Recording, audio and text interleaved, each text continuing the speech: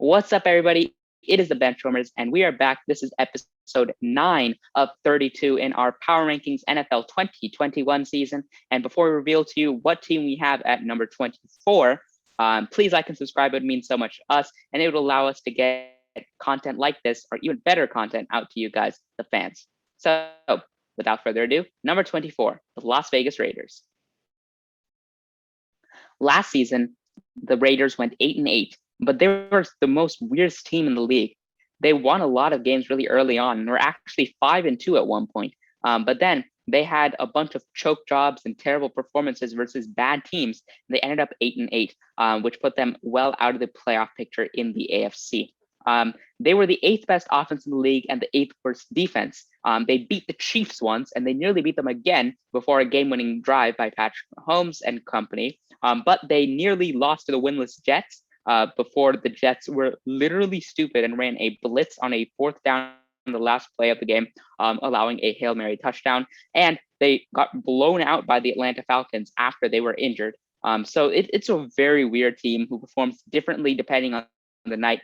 They're probably one of the more variable teams in the NFL. So in the draft, they did pick up Henry Ruggs, who, although he is very fast and can catch some big plays, did not perform nearly as well in terms of total yards from scrimmage in comparison to his other peers in the 2020 NFL draft class of wide receivers. And now on to their draft. With an 8-8 finish, they had a decent draft pick. They had the 17th overall pick in the first round. And with this pick, they selected Alex Leatherwood, an offensive tackle. I guess we shouldn't be surprised by this pick because the Raiders are known to make these big reaches that don't really make much sense. For example, last year they drafted Damon Arnett and they took Henry Ruggs as the first wide receiver off the board. And both players are looking okay, but they're starting to seem like busts. I may be a little bit early, but the Raiders are just taking very big reaches. And I think they should have drafted Christian Darrisaw or traded up to draft another offensive tackle, or they could have even traded back 20 spots because I don't think anyone would take Alex Leatherwood that early. But they also could have drafted a secondary like Caleb Farley or Gregory Newsome, because I feel like that was much more of a positional need because that position was not very good this year, and they also lost some players at those positions. So questionable pick with their first round option. And then in the second round, they drafted Trayvon Mayrig, safety, and I think this was an excellent pick. It was a steal at 43, and it was a huge positional need, and he will make an immediate impact because he's an NFL-ready player, and he was a great prospect. And he's apparently already impressed all of the veterans in training camp, which is a good sign. In the third round, they had 2 back-to-back picks, and they actually traded for one, I believe. It was the 79th and 80th picks. With one of them, they drafted Malcolm Kuntz, a linebacker. And I think this was another big reach, but it's the third round, so it's not that big of a deal. But at least it filled a positional need at linebacker. And then with the next pick, which is 80th overall, they drafted Divine Diablo, which I think is a really cool name. And he's a safety / linebacker. I really like Diablo. I think he's an underrated prospect. He can hit hard like a linebacker. He has that size, and he also really has that agility to play like a safety, and he has the skills to do well in coverage. So I think he's a very versatile player, but it might be a little redundant because they just drafted a linebacker, and they already got Trayvon Mayrig and Abrams at safety. So overall, it was an interesting draft. They got some positional needs out of the way, but it was quite questionable, so I'd give it a B grade. Now, the Raiders definitely had a very interesting offseason. Let's start by talking about some of their trades. They decided to trade away 3 of their offensive linemen. So they traded away Trent Brown for a 5th-round pick, Rodney Hudson for a 3rd-round pick, and Gabe Jackson for a 5th-round pick.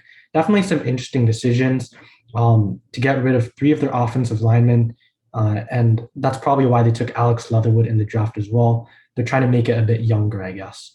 They also signed Kenyon Drake, which is a bit interesting because they already have Josh Jacobs. And they also added Yannick Ngakoue, who appears to not be able to stay on a team for more than 3 months. So we'll see how that turns out. They also added a veteran, John Brown, from the Bills. But they did lose Nelson Aguilar and Takk McKinley. Not like huge losses or anything. Maybe a few years ago, people would have cared about Takk McKinley, but now no one really knows what's going on with him. So overall, in the offseason, I definitely would say they took a step back with these 3 losses in the offensive line. I can see how it could maybe help them in the future because these are 3 pretty old players who are past their prime. But at least for this season, they definitely got worse in the offseason. Yeah. So in conclusion, I have them actually one spot higher. I have them at 23. And they did lose some offensive line pieces, and that is very significant. They will lose a bit in the trenches, but I don't really dislike the Alex Leatherwood pick as much as some people do. I dislike it more because they could have got him later.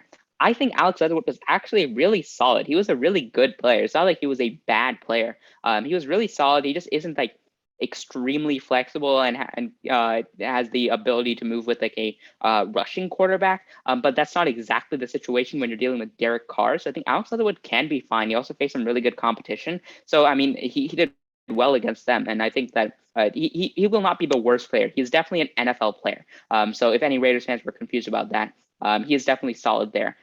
However, I think that Derek Carr, Josh Jacobs is still a really good 1-2 punch. And with players like even John Brown, who I think hasn't had the opportunity to shine as much over the past couple of years, he will definitely shine in probably a Nelson Aguilar plus role on the Raiders this season. And I think that that overall, that offense will be doing really well. And then there's this interesting report from camp that the defense, although they were kind of bad last year, they're doing really well at camp, which means one of two things. Either one, the defense has improved a lot, or two, the offense is just that bad. So hopefully for Raiders fan, it's not the second one, and it's the first one. And if that's the first one, then I can see them easily being another 8 to 9 win season. I agree with you. I had them in more or less the same spot. I had them one lower at 22. I still believe in Derek Carr. He's not an all-pro talent by any means, but he's still a solid quarterback that goes under the radar and doesn't receive as much respect as he should. He averages around 4,000 yards a season, 25 touchdowns, and 10 interceptions with these below average wide receivers and below average offensive linemen and running back. Actually, the running back, Josh Jacobs, is pretty good, but he doesn't really catch the ball that much. They also made a lot of improvements defensively, which is one place that they struggled significantly last season. As Aki said, apparently their defense is doing better in training camp, and they also just added a lot of good players in the offseason.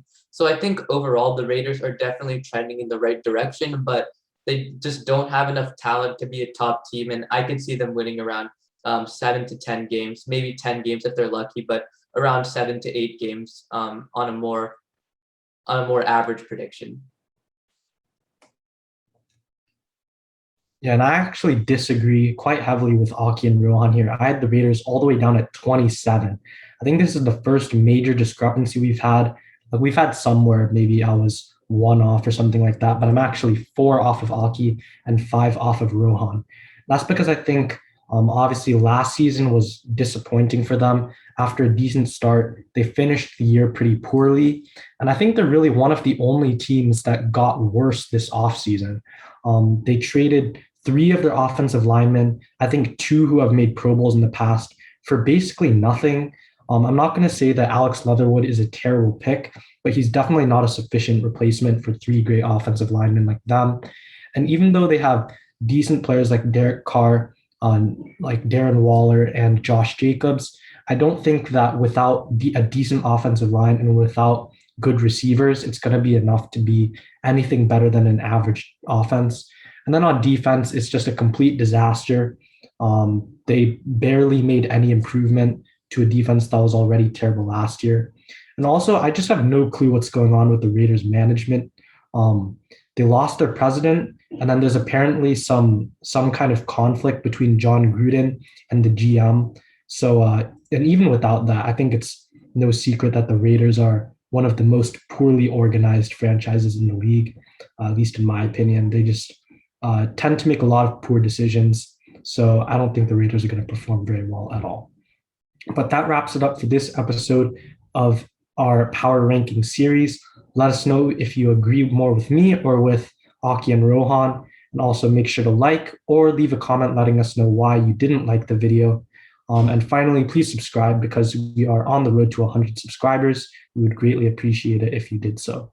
So this is the Benchwarmers and we're signing out. See ya.